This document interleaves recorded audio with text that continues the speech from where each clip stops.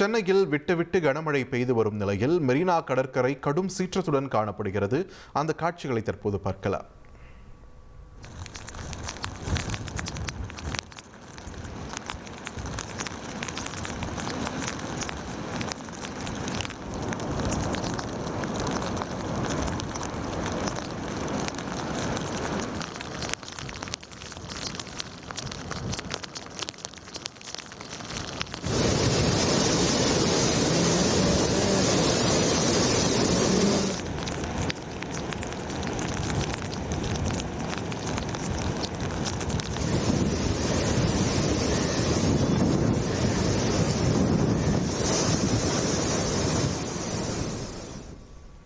தொடர்ந்து இது குறித்து கூடுதல் விவரங்களுடன் இணைகிறார் எமது செய்தியாளர் ரமேஷ்.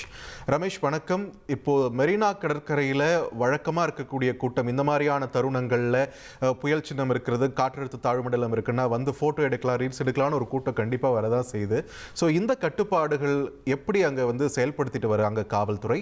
அங்குள்ள சூழல் என்ன? இந்த கட்டுப்பாடையும் மீறி யாராச்சும் வர முயற்சி பண்ணுறாங்களா? என்ன நிலவரம் ரமேஷ்? டிட்வா புயல் வலுவிழந்து வருவதாக வானிலை ஆய்வு மையம் சொல்லக்கூடிய சூழலில் மெரினா கடற்கரை சீற்றத்துடன் காணப்படுவதை பார்க்க முடிகிறது. முகத்துவாரம் பகுதியிலையும் சரி, மெரினா மற்றும் பட்டினப்பாக்கம் கடற்கரை ஓரங்கள்லையுமே இந்த கடல் அலையின் சீற்றம் அதிகமாக இருப்பதை பார்க்க முடிகிறது.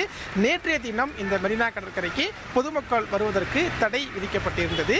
இந்த தடை 2வது நாளாக இன்றைய தினமும் தொடர்கிறது. மெரினா கடற்கரையினுடைய அனைத்து நுழைவு வாயில்களும் அடைக்கப்பட்டு விட்டது. பொதுமக்கள் யாரும் கடற்கரைக்கு வர வேண்டாம் அப்படின்னு காவல்துறை சார்பில் சொல்லப்பட்டிருக்கு. அதையும் தாண்டி பொதுமக்கள் பலர் இந்த மெரினா கடற்கரை ஓரங்கள்லையும் பட்டினப்பாக்கம் கடற்கரை பகுதிகளிலையும் இந்த கடல் அலை எப்படி இருக்கு அப்படிங்கிறத பார்ப்பதற்காக, புகைப்படம் எடுப்பதற்காக வருவதை பார்க்க முடிகிறது.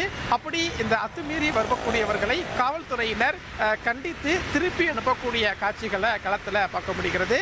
மற்றொரு பக்கம் கடல் அலையின் சீற்றம் அப்படிங்கிறதும் அதிகமாகவே இருக்கிறது.